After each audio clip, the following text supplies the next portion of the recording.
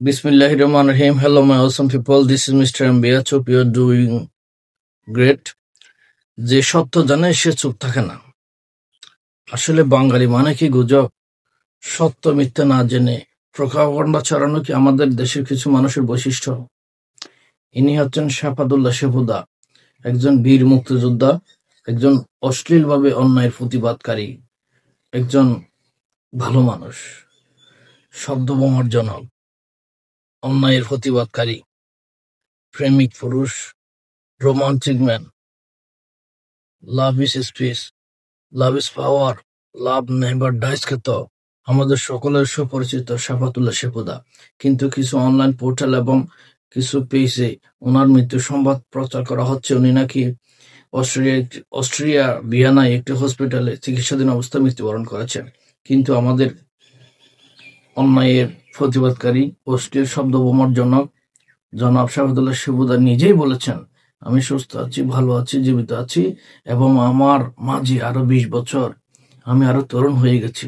মানে আমার মধ্যে আরো সঞ্জীবনী শক্তি আরো 20 বছর কমে গেছে, আমি এখন তেজি দীপ্ত।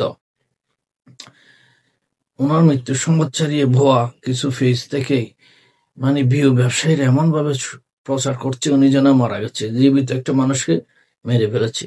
আসলে মিথ্যার মাঝে কোনো যুক্তি নাই, আছে শুধু লোভ আর লালসা। কিন্তু আমাদের মতো যে সত্য প্রকাশ করতে জানে সে চুপ থাকে না। আমিও চুপ থাকি নাই। আমার এই ছোট্ট ভিডিওর মাধ্যমে আমি জানাতে এসেছি আমাদের সকলের সুপরিচিত শাফাতুল্লাহ শেফুদা মৃত্যুবরণ করেন নাই, বরং তিনি এখনো ভালো আছেন, সুস্থ আছেন।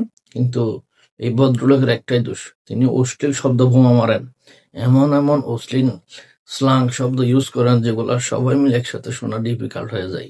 তারপরও ইনি একজন প্রতিবাদী কণ্ঠস্বর।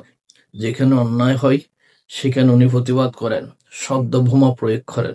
ওনার এই শব্দ বোমাকে আমরা অশ্লীলভাবে না দেখে আমরা প্রতিবাদের ভাষা হিসেবে নিতে পারি। আসলে এখন ভদ্রতার কোনো দাম নাই আমাদের এই সমাজে। যদি আপনি অন্যায় করেন, অন্যায় দেখেন, অন্যায়ের প্রতিবাদ না করেন, সমস্যা। কিন্তু আজকাল ভদ্র সমাজের কোনো মূল্য নাই, সেজন্য অভদ্রতাই হচ্ছে প্রতিবাদের একমাত্র চাবিকাঠি। তাই আমাদের সকল সুপরিচিত ঢাকা বিশ্ববিদ্যালয়ের প্রাক্তন প্রফেসর জনাব শাফাতুল্লাহ শেফুদা অশ্লীল ভাষায় প্রতিবাদের পথকে বেছে নিয়েছেন। আর তার এই ভুয়া সংবাদ যারা প্রকাশ করছে তাদের উপর ঘৃণা চালাচ্ছি, তারাই যেন মারা যায়, তাদের খবর যেন আমরা শুনতে পাই। সুতরাং বলবো যে আমাদের লাভ করুক, সুস্থ আছেন, ভালো আছেন। Thank you. ভুয়া খবর